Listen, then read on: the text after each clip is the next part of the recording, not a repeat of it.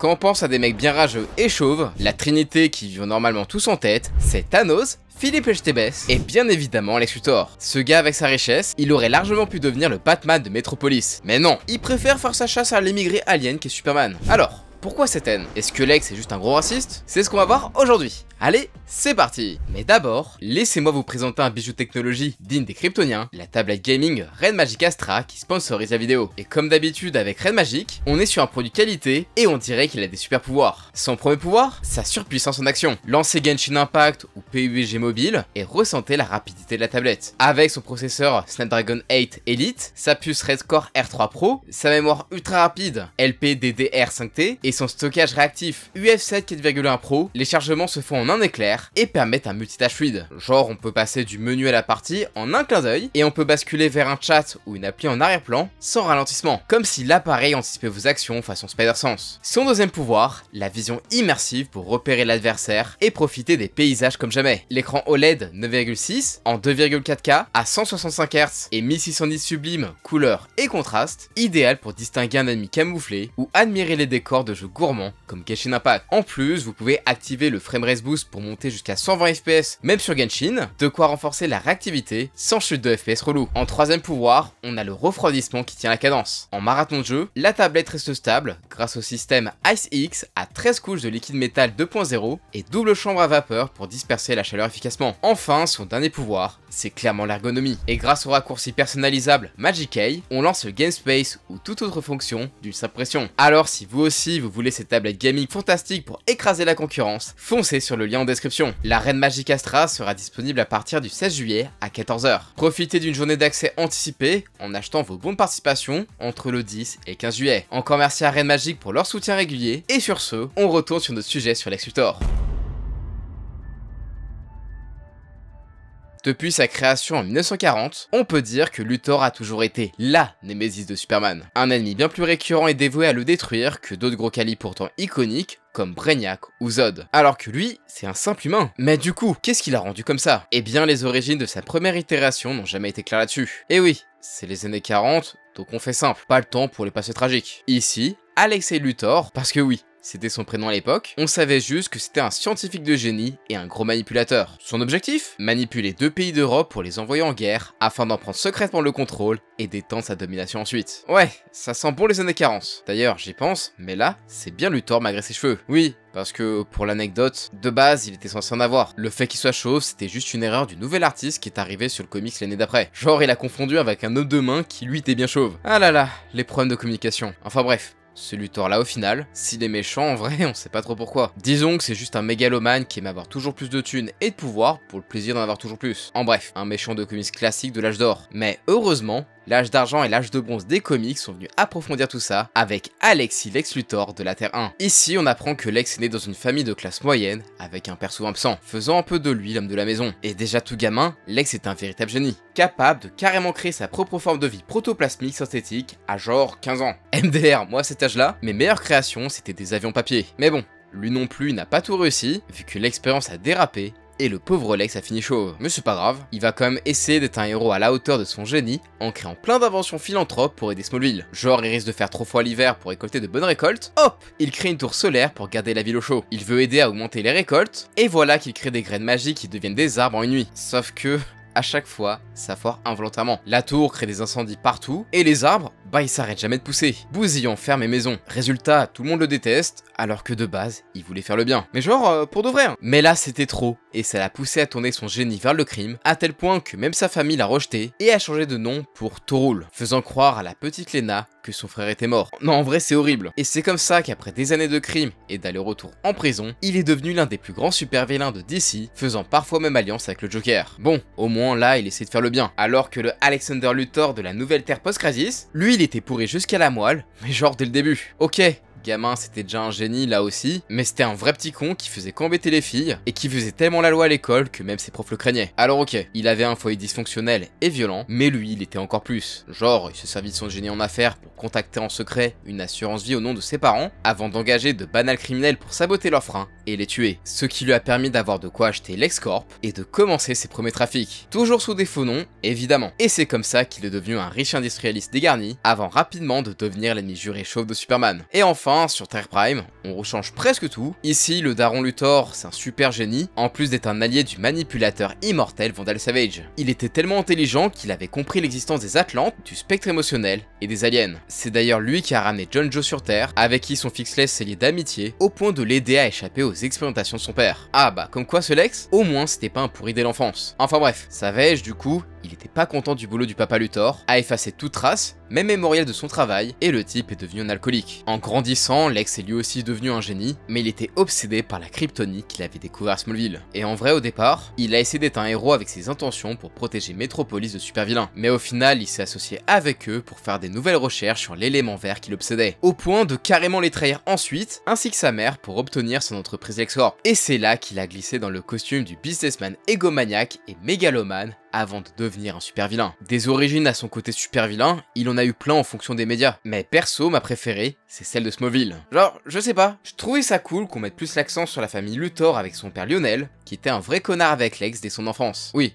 parce que là, ok, il était riche, mais avec un père violent, et une mère qui avait des soucis mentaux. Et histoire d'en rajouter une couche, Lex a perdu tous ses cheveux à seulement 9 ans lors de la pluie de météorites sur Smallville, ce qui lui aura causé quelques moqueries à l'école plus tard. Et comme ça ne suffisait pas, à seulement 11 ans, Lex se retrouve à devoir couvrir sa mère du meurtre de son petit frère Julian, qui venait de naître, et que leur mère a étouffé en pleine crise de démence, due à une dépression postpartum bien sévère. De quoi définitivement pourrir les relations père-fils avec Lionel. Et, malgré tout ça, au début de la série, Lex c'était pas un connard. Ok, c'était un gosse de riche aussi prétentieux qu'ambitieux, mais il essayait d'être un gars bien. Et sa descente aux enfers s'est faite progressivement, à cause de son obsession pour la kryptonite, les manipulations de Lionel, les mensonges de son entourage, et aussi le fait qu'il a été possédé par Zod. Ouais, ça a bien joué quand même. Et c'est vrai que les origines de Lex et de pourquoi il est devenu méchant, parce qu'on pense que c'est presque toujours Superman la raison, puisque les deux sont liés. Sa haine et son passé. Et maintenant, justement, on va voir pourquoi il est si raciste envers notre kryptonien en slip rouge.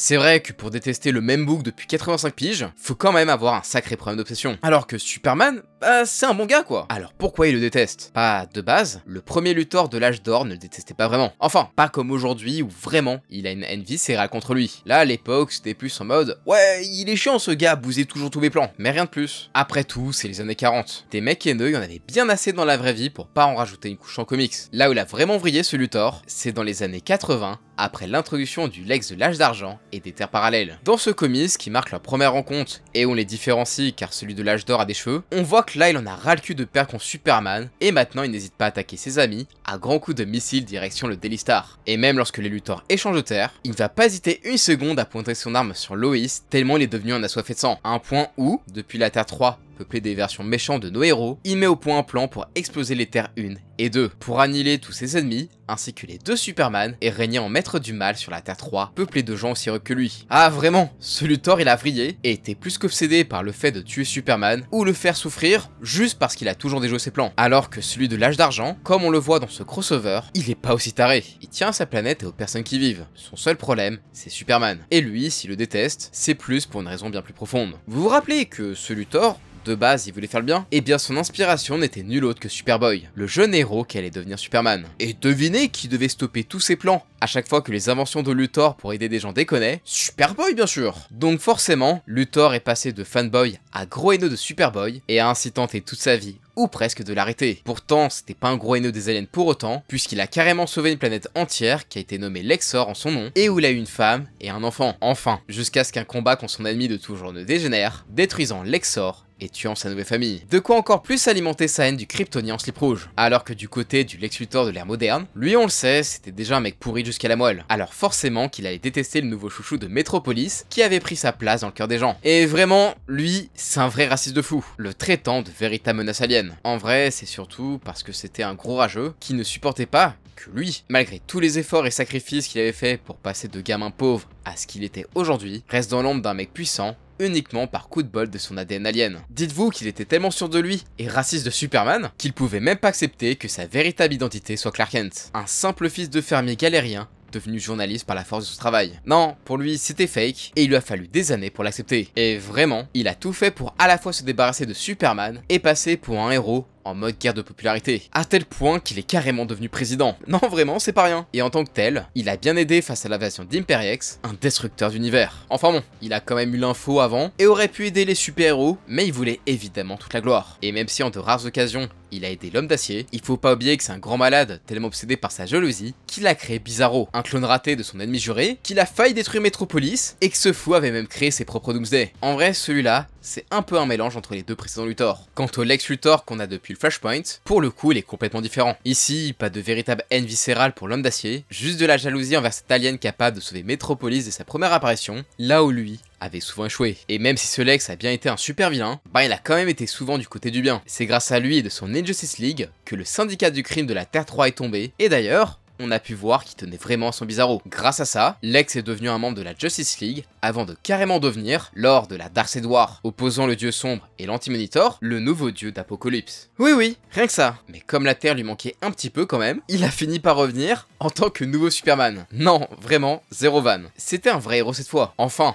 jusqu'à ce qu'il découvre que la Terre était vouée à l'entropie, au chaos menant à la destruction totale. Et bien là, il est reparti dans le camp du mal avec sa Legion of Doom, et est même devenu Apex Lex au service de Perpetua, la créatrice du multivers, pour affronter le Batman qui rit et l'aider à refaire le multivers. Il y a que depuis Absolute Power qu'il est revenu du côté du bien, mais en vrai, si on regarde bien, ce Lex est plus proche d'un Dr Doom que de l'idée qu'on se fait d'un Lex Luthor. Lui, ce qu'il veut vraiment, c'est être le seul héros du monde, parce qu'il se pense le seul capable de le sauver. Bien mieux que ce charlatan d'alien de Superman. C'est un peu comme Doom et Reed Richards au final, qui, eux aussi, ont été des alliés. Après, évidemment, en fonction des médias, on n'a pas la même raison de pourquoi ils détestent. Mais globalement, ça tourne autour de la jalousie entre l'humain qui a galéré pour devenir le businessman accompli qu'il est, mais que personne ne reconnaît à cause de cet alien trop fort de naissance. Enfin, dans Smallville, c'est plus personnel. Ici, Lex de base, il était pote avec Clark. C'était même l'un de ses meilleurs amis. Leur relation, elle s'est dégradée au fil du temps à cause de Lex, mais aussi de Clark. Lex, parce qu'il était obsédé par la kryptonite, en plus d'enquêter sur Clark depuis que ce dernier lui avait miraculeusement sauvé la vie. Et ça, ben, c'est pas cool du tout. Quant à Clark,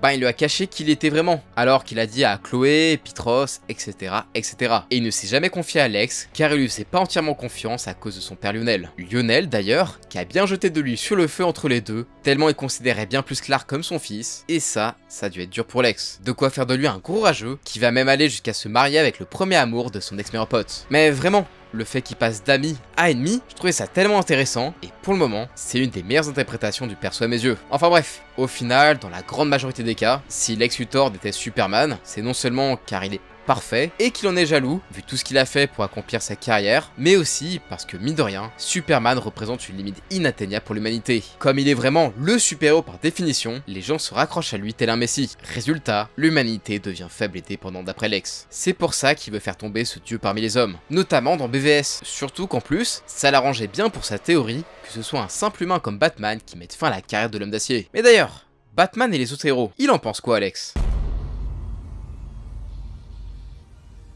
C'est vrai que dans un monde aussi large et rempli de super-héros en tout genre, il doit bien y avoir deux encapés que Lex Luthor ne peut pas sentir. Et bah là aussi, ça dépend beaucoup des versions. Bon, le premier de l'âge d'or, lui, à part quand il pète un câble au point de vouloir faire sauter les terres 1 et 2, son seul vrai ennemi c'était Superman et personne d'autre. Du côté de l'âge d'argent, il a bien eu quelques bifs avec Batman et Robin, mais c'était surtout pour aider son allié qui était le Joker. Quant au Lex de l'ère moderne, il aura quand même fait de belles dingueries contre Bruce Wayne en faisant tuer sa meuf et en le faisant passer pour le meurtrier. Tout ça parce que Bruce avait stoppé tous les contrats militaires entre Wayne Enterprise et les États-Unis depuis que Luthor était devenu président. Mais c'était pas vraiment personnel, ni parce que Luthor déteste Wayne ou Batman. Même lorsqu'il a formé l'Injustice Gang pour faire tomber la Justice League, c'était juste pour créer sa propre Justice League. Pas du tout par haine de leurs membres, qui considèrent juste comme inférieurs. Un peu comme le Lex Luthor de l'ère post-Flashpoint, qui a même bossé au sein de la Justice League, parce qu'après tout, il n'y a que lui pour sauver le monde. C'est bien pour ça qu'il est devenu le dieu d'Apocalypse, ou encore le nouveau Superman. Et on peut pas vraiment traiter ce Lex de raciste anti-alien, vu que son premier ami, c'était quand même le Limi martien. Enfin bon, quand tu vois qu'il n'a pas hésité à l'absorber pour devenir Apex Lex, tu te demandes si c'est vraiment si bien d'être son pote. Au final, mis à part dans Smallville, où il déteste aussi Green Arrow à cause du passif scolaire et familial entre Oliver Queen et lui, on peut pas vraiment dire que Luthor déteste d'autres super-héros méta-humains. Donc non, Luthor n'est pas un gros raciste pro-humain ou quoi. Par contre, c'est un énorme mégalomane qui se croit supérieur à absolument tout le monde, même les plus grands super-humains. Et là on le voit vraiment, c'est dans les Luthor Files, trouvables dans un jeu un peu oublié du Arkhamverse, Suicide Squad, qui est The Justice League. Et du coup, on peut lire son avis sur les différents membres de la Justice League. Pour Flash, par exemple, on voit bien qu'il le considère comme une menace à ne pas sous-estimer. Lorsqu'il écrit, quand on évoque Flash, les sourires fleurissent. Jusqu'où peut-il aller ? Peut-il courir plus vite que Superman? Avec précaution, on évite d'aborder ce qui se passe lorsqu'il trébuche et percute un bus scolaire à Mach 2, ou quand sa vitesse si folle déchire le tissu même du temps. Il sourit, plaisante, mais toute cette frustration contenue, tous les efforts qu'il a fournis pour se retenir, pour s'intégrer à notre monde, toute cette humanité qu'il a ancrée à notre réalité, tout cela est désormais libéré. Ne clignez pas les yeux. Bon, en vrai, ça montre un certain respect et une certaine crainte des capacités terrifiantes du bolide. Alors que le Green Lantern John Stewart, il en pense pas autant du bien. Enfin,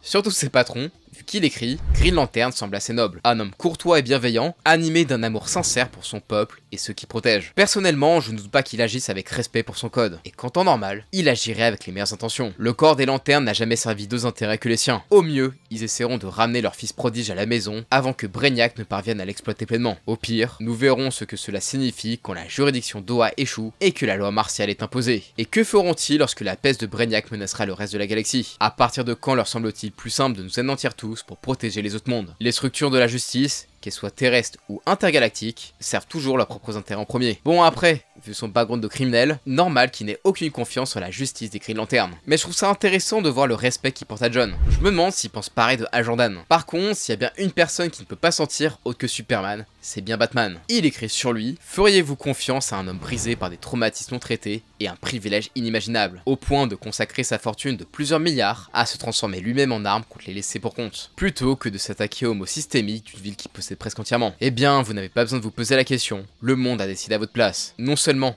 vous faites confiance à cet homme, mais vous l'élevez au rang de membre de votre Justice League, en ignorant que rien chez lui, ni ses outils, ni ses capacités, n'est inné, et que la même technologie capable de transformer une cape en tissu bouclier par balle pourrait être produite en masse pour sauver des millions de vies. Vous l'appelez Batman, moi je l'appelle le fléau de Gotham, et je me demande comment Lex Luthor a pu concentrer tant de haine pendant que Bruce Wayne recevait tant d'adoration. Lex, jaloux? Non, si peu, voyons. C'est pas du tout parce que Batman est très exactement tout ce qu'il rêve d'être. Voyons, avec Wonder Woman, par contre, on sent un mélange entre admiration et crainte de ce qu'elle cache quand il écrit: les Amazones forment une société d'or, qui mérite d'être aussi secrète qu'elle est. Et puis, il y a Wonder Woman, ainsi nommée, je suppose, parce qu'on se demande pourquoi une femme de sa trempe et de son héritage quitterait le paradis pour venir patauger dans la boue avec nous. Au sein de la Ligue, elle est un phare de pensée rationnelle, alliée à une empathie profonde, une force mêlée à une bienveillance à part égale. C'est une héroïne, plus que tous ceux qui l'entourent, et pourtant, sa seule présence dans la Ligue me pousse à me demander si, en tournant son lasso vers elle-même, une autre vérité émergerait. Celle d'une personne attirée par la brutalité, la vulgarité de notre monde, qui a quitté une société de sœurs équitable pour rejoindre une fraternité exclusive, et dont le cœur est peut-être plus proche d'un milliardaire dément et d'un extraterrestre surpuissant que n'importe quelle reine de Themyscira. Peut-être que les Amazones sont bien une société d'or, et que nous avons hérité de la pire d'entre elles. Étonnant venant de quelqu'un qui, en comics, préfère faire appel à elle plutôt que n'importe quel autre membre de la Justice League quand il a besoin de protection contre un super vilain. Et même si Luthor trash talk un petit peu la Suicide Squad, comme n'importe qui qu'il ferait, vu la tronche de l'équipe, on voit bien que les autres super ou méta-humains, ils s'en méfient et c'est tout. Son seul problème, c'est encore et toujours Superman, qui décrit comme la plus grande menace à la survie de l'humanité. Et c'est limite s'il est pas content que l'invasion de Brainiac ait transformé la Justice League en méchant, afin de pouvoir dire, malgré les avertissements constants de penseurs comme votre Lex Luthor, ce que nous espérons être nos saluts annonce aujourd'hui notre extinction. En mode, chais, je vous l'avais bien dit. Avec une haine qui dure depuis maintenant 85 ans, Lex Luthor en a fait des dingueries contre Superman et son entourage. Et vraiment, des fois il allait beaucoup trop loin. Typiquement, Lex est tellement en manque de main d'œuvre contre Superman qu'il a souvent été à l'origine de nouveaux vilains bien destructeurs de l'homme d'acier. Comme on le sait tous, c'est lui qui, en clonant Superman pour en faire une arme, a créé presque toutes les versions de Bizarro, dont certaines plus méchantes et destructrices que d'autres. Mais c'est aussi lui qui a indirectement créé le parasite. À l'époque où Lex était encore l'ange de Metropolis, il a donné à Rudy Jones un accès privilégié à son usine en mode Willy Wonka. Sauf que Rudy, il est teubé. Il ramasse un donut tombé dans une goutte de produit toxique, il le bouffe et devient un nouvel ennemi de Superman. Le parasite. Et en New 52, c'est lorsque le jeune Superman va lui échapper pour la première fois qu'il va transformer le sergent John Corben en un super méchant au cœur de kryptonite, Metallo. Et comme ça ne suffisait pas, son obsession pour ce caillou vont le pousser à tester une nouvelle expérience du même type sur un ex-Tolar pour en faire l'instable Cayman. Aussi, comme on a parlé précédemment, Lex a également été le créateur d'une petite armée de Doomsday en comics, en plus d'avoir fait de Zod l'horrible Doomsday de BVS, ou d'avoir torturé le bizarro Superman de la série CW, qui est donc du coup devenu la meilleure version live-action de ce monstre apocalyptique pour arrêter Superman. Mais bon, créer des super vilains, même aussi dangereux que Doomsday, c'est pas assez pour Lex. Il lui fallait quelque chose de plus personnel. Alors forcément, quand le Luthor de l'ère moderne se retrouve mourant, il n'a plus rien à perdre et lance une centaine de missiles ravager tout Metropolis, dont le Daily Planet, tuant d'innombrables civils innocents avant d'envoyer ses robots ravager la ville, en plus d'un gaz hallucinogène, pour rendre fous les habitants avant de finir par un combat zinzin contre son ennemi de toujours, le tabassant même avec sa propre statue. Et vu que ravager le foyer de Superman, ce n'est pas assez, Lex s'est également occupé d'envoyer ses robots ravager New Krypton, qui venaient juste d'être libérés des bouteilles miniaturisantes de Brainiac, forçant les survivants à quitter la Terre pour se créer leur propre planète. Une planète que Luthor et ses alliés vont d'ailleurs faire péter sous les yeux impuissants de Superman. Allez hop, mange ton traumatisme. Et le pire du pire que Luthor ait pu faire à Superman, eh ben, c'est le tuer. Et oui, parce que notre petit chauve rageux a parfois réussi dans certains univers parallèles, que ce soit en comics, comme dans All-Star Superman, où il a saboté sa navette pour surcharger son corps en énergie solaire, au point de le tuer à petit feu, ou dans le film BVS, où, après avoir d'ailleurs fait kidnapper sa mère, Lex va indirectement tuer Superman grâce à Doomsday, face à qui l'homme d'acier sera obligé de se sacrifier pour sauver le monde. Sans oublier l'excellent cinématique de DC Universe Online, où on voit Lex enfin réussir à achever un Superman épuisé par les combats précédents, juste avant qu'une invasion de Brainiac ne commence. Au final, que ce soit par la force des choses, par pure méchanceté ou par jalousie, voulant montrer que seul lui mérite d'être vu en héros, Lex vouera toujours une rancœur à Superman, et ce, même dans ses incarnations les plus gentilles qu'on a vues récemment. Des incarnations qui, pour moi d'ailleurs, cassent un peu l'intérêt du perso. J'aime bien l'histoire du riche privilégié, qui se sent pas si privilégié que ça, et qui a tout donné pour atteindre son niveau d'influence face au garçon de ferme, né avec des pouvoirs qu'il ne mérite pas, juste parce qu'il vient d'ailleurs. Lex versus Superman, c'est un peu l'affrontement entre deux visions opposées du rêve américain. Et même si c'est classique et un peu cliché, ça peut être très bien adapté, comme l'a brillamment fait Smallville, avec son Lex qui passe de meilleur ami à meilleur ennemi de l'homme d'acier. Et franchement, j'ai hâte de voir ce que va donner ce nouveau Luthor du DCU. D'ailleurs, n'hésitez pas à me dire ce qui vous plaît le plus chez Lex, et ce que vous en attendez dans le DCU. Je suis curieux de voir votre avis. Sur ce, si la vidéo vous a plu, je vous invite à exploser pouce bleu, à partager la vidéo, et à vous abonner en activant la cloche si pas déjà fait. Et sur ce, moi je vous dis à la prochaine, ciao!